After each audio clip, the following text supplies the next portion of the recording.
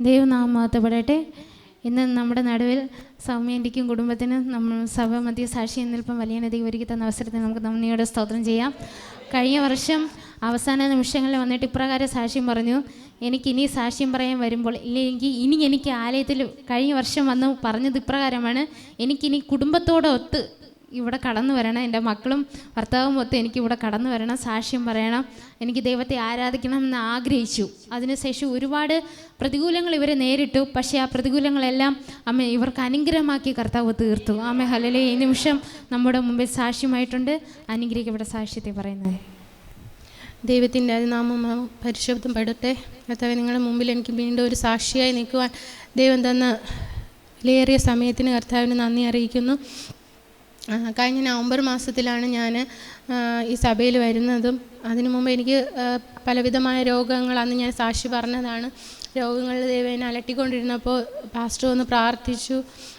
കുടുംബസമേതം കാണുവാനും പ്രാർത്ഥിക്കുവാനും ഒക്കെ ഇട വന്നു. അതിലൂടെ എൻ്റെ രോഗങ്ങളിൽ നിന്ന് എനിക്കൊരു വിടുതൽ കിട്ടി. ആ സമയത്ത് ഞാൻ പറഞ്ഞു, ഇനി എനിക്ക് കുടുംബമായി ഇവിടെ വന്ന് പ്രാർത്ഥിക്കാനും ആരാധിക്കാനുമുള്ള ഒരു അവസരം കിട്ടണമെന്ന്.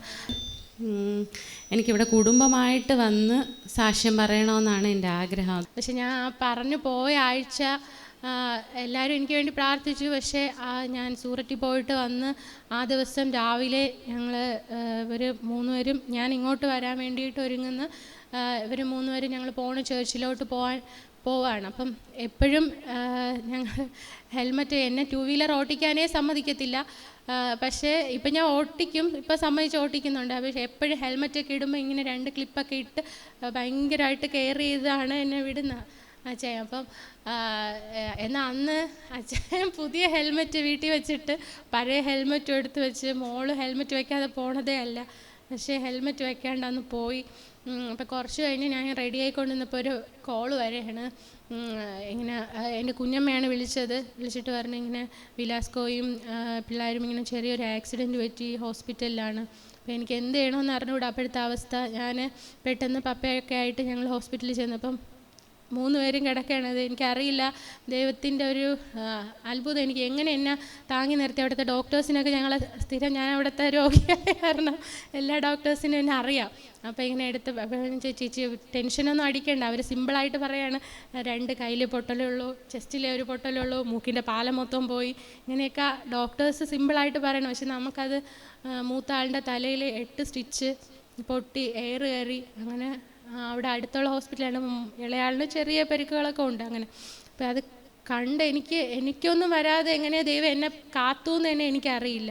അപ്പോഴും ദൈവം എന്നെ അങ്ങനെ നടത്തി. എന്നിട്ട് പിന്നെ ഈ ഓപ്പറേഷനൊക്കെ അവർ പറഞ്ഞ മൂക്കിൻ്റെ പാലം ഇങ്ങനെ എടുത്ത് വയ്ക്കുമ്പോൾ നിന്നാൽ അല്ലെങ്കിൽ അങ്ങ് വീണു പോകും. അതൊക്കെ കേട്ട് പേടിച്ച്, പക്ഷേ എവിടെ നിന്നെന്നൊന്നും അറിയില്ല. ഹോസ്പിറ്റൽ മൊത്തം ജനം, കൂടെ നിൽക്കാൻ ഒത്തിരി ആൾക്കാർ. അങ്ങനെ അവിടെ നിന്ന് ഞങ്ങൾ ഈ മോക്ക് പൊട്ടലും കൂടി ഉള്ളതുകൊണ്ട് ഞങ്ങൾ നേരെ കിംസിലോട്ട് തന്നെ പോയി.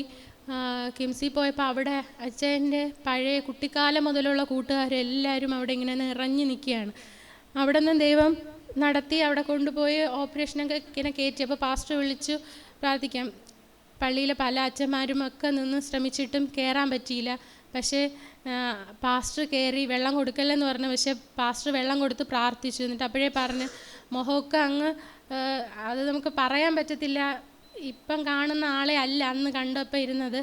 പക്ഷെ പാസ്റ്റർ പറഞ്ഞു അപ്പോഴേ മുഖത്തൊരു പാട് പോലും വരത്തില്ല എന്ന് പറഞ്ഞു. പ്രാർത്ഥിച്ചിട്ട് ഇറങ്ങി.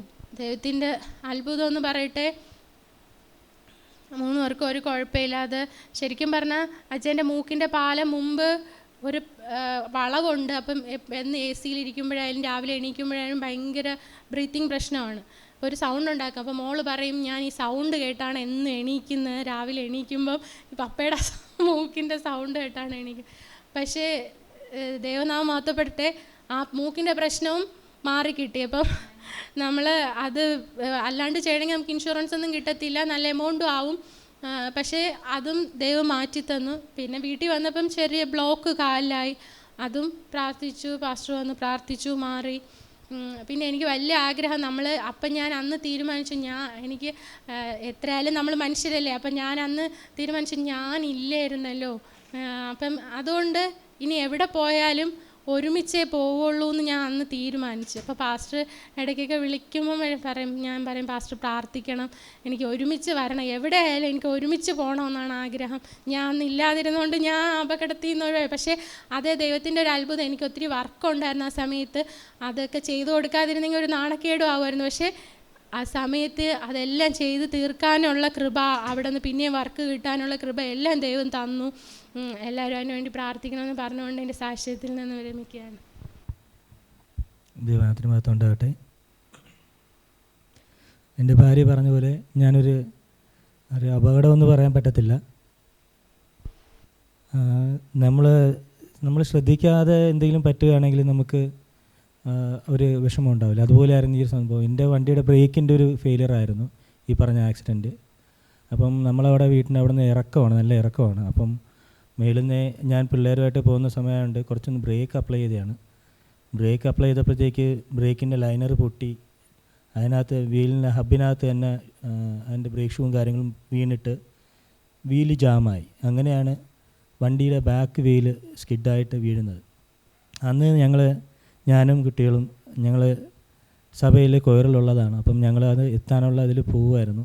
മോളും ഹെൽമെറ്റ് വെച്ചിട്ടില്ലായിരുന്നു. ഞാൻ ഹെൽമെറ്റ് എടുത്ത് വെച്ചിട്ട് ഈ പറഞ്ഞ പോലെ പഴയ ഹെൽമെറ്റാണെങ്കിൽ എനിക്ക് ലാച്ചൊക്കെ ഉണ്ടായിരുന്നതാണ്. ഞാനത് കൃത്യമായിട്ട് ഇടാതെ എടുത്ത് ജസ്റ്റ് വെച്ച് പെട്ടെന്ന് പോവല്ലേ താഴെയല്ലേ എന്ന് വിചാരിച്ച് പോയതാണ്. പണ്ട് എപ്പോഴും നമ്മളെ അടുത്തുള്ള ആൾക്കാരെ പറയും, പിന്നെ എൻ്റെ പപ്പയൊക്കെ പറയായിരുന്നു, നമ്മൾ അടുത്താണെങ്കിലും ദൂരെയാണെങ്കിലും നമ്മൾ 2 വീലർ എടുക്കുന്നെങ്കിൽ ഹെൽമെറ്റ് വയ്ക്കുക. എൻ്റെ വീട്ടിൽ നിന്ന് ഒരു 2 മിനിറ്റ് പോലും നടക്കാൻ ഇല്ലാത്ത സ്ഥലത്ത് വെച്ചാണ് ഈ ആക്സിഡൻറ്റ് നടക്കുന്നത്. അപ്പം പ്രതീക്ഷിക്കാതെ സംഭവിച്ചതാണ്. ഈ ഒരു ആക്സിഡൻറ്റോടുകൂടെ സത്യം പറഞ്ഞാൽ ഞാൻ കുറേ നാൾ ആശുപത്രി ജീവിതമായിട്ട് മുന്നോട്ട് പോയി. പാസ്റ്റർ അവിടെ വെച്ചാണ് പരിചയപ്പെടുന്നത്. അപ്പോൾ ഇവിടെ വരാൻ കാരണമെന്ന് പറഞ്ഞാൽ യഥാർത്ഥം പറഞ്ഞാൽ വൈഫിൻ്റെ അമ്മയാണ്. ഇവിടെ ഇരിപ്പുണ്ട് ആൾ. പുള്ളിക്കാരത്തിയാണ് യഥാർത്ഥം പറഞ്ഞാൽ നമ്മളിവിടെ വരാൻ കാരണം. ആദ്യം ഇവിടെ വരികയും പാസ്റ്റർ പരിചയപ്പെടുകയും പാസ്റ്റർ മുഖേന പിന്നെ സൗമ്യ ഇവിടെ വന്നു. പിന്നെ അത് കഴിഞ്ഞ് ഞങ്ങൾ കുടുംബമായിട്ട് അപ്പോൾ ഞങ്ങൾ വന്നു അവിടെ. അപ്പം ഞാൻ ഇന്ന് വന്നു. എനിക്ക് കഴിഞ്ഞ 2-3 ആഴ്ചയായിട്ട് വരുന്നു. ജോലി സംബന്ധമായിട്ടുള്ള കാര്യങ്ങളുകൊണ്ടാണ് എനിക്ക് സമയത്തെത്താൻ പറ്റാതിരുന്നത്. അതും ഈ പറഞ്ഞിട്ടുണ്ടെങ്കിൽ ജോലിയുടെ സമയം, ഇപ്പം മാനേജർ ഡ്യൂട്ടി ഇടുമ്പം നമുക്ക് അങ്ങനെയല്ലേ വരുള്ളൂ. അപ്പോൾ അതനുസരിച്ച് കഴിഞ്ഞ 2-3 ആഴ്ച ഞാൻ വരുന്ന 10:15, 10:30 കഴിയും ഇവിടെ. നിങ്ങൾ പലരും കണ്ടു കാണും. അപ്പോൾ ഞാൻ ജോലി കഴിഞ്ഞ് ഇവരെയും വിളിച്ചിട്ടാണ് ഇങ്ങോട്ട് വരുന്നത്. പക്ഷേ ഇവിടെ ഇപ്പം ഇതെന്ന് വെച്ച് കഴിഞ്ഞാൽ ഒരു അത്ഭുതം പോലെ തന്നെ ഈ മാസം റോസ്റ്റർ ഇട്ടപ്പം ഈ മാസം മൊത്തം ബാക്കിയുള്ള ഞായറാഴ്ചകൾ ഉൾപ്പെടെ എനിക്ക് രാവിലെ എത്താൻ പറ്റുന്ന രീതി തന്നെ ഇപ്പോൾ റോസ്റ്റർ വന്നിട്ടുണ്ട്. അപ്പം അങ്ങനെ തന്നെ മുന്നോട്ട് പോകാൻ നിങ്ങളെല്ലാവരും പ്രാർത്ഥിക്കണം. എനിക്ക് കുടുംബമായിട്ട് ഇപ്പോൾ പറഞ്ഞ പോലെ ഇവിടെ വന്ന് ആരാധിക്കണമെന്ന് ആഗ്രഹമുണ്ട്. നിങ്ങളെല്ലാവരും പ്രാർത്ഥിക്കണം. ദൈവം അതിന് നമ്മളെല്ലാവരെയും സഹായിക്കട്ടെ. ആമേൻ. നല്ലൊരു കരമടി കർത്താവായ ദൈവത്തിന് കൊടുക്കാം. ഹല്ലേലൂയ. ആമേൻ. ആമേൻ. നിസ്സാരമായിട്ട് കാണരുത്. ആമേൻ. പൊട്ടലൊക്കെ വന്നിട്ട് മൂക്കിൻ്റെ പാലമൊക്കെ പോയിട്ട് സത്യം പറഞ്ഞ് ഇങ്ങനെ ഒരു അപകടം ഇവർക്ക് വന്നെന്ന് പറയുമ്പോൾ ഒരു കഥ പോലെയാണ്. ഒരിക്കലും നടന്നിട്ടില്ലാത്തൊരു സംഭവം പോലെയാണ് നമുക്ക് കേൾക്കുമ്പോൾ തോന്നണം. എന്ന് വെച്ചാൽ അപ്രകാരം ഒരു പോറൽ പോലും ഒരു പാട് പോലും ഇല്ലാതെയാണ് കർത്താവ് ഇന്ന് പൂർണ്ണ ആരോഗ്യത്തോടെ നമ്മുടെ മുമ്പിൽ നിർത്തിയിരിക്കുന്നത്. ദേവദാസൻ പോയി ഇവരെ കണ്ട് പ്രാർത്ഥിച്ചു.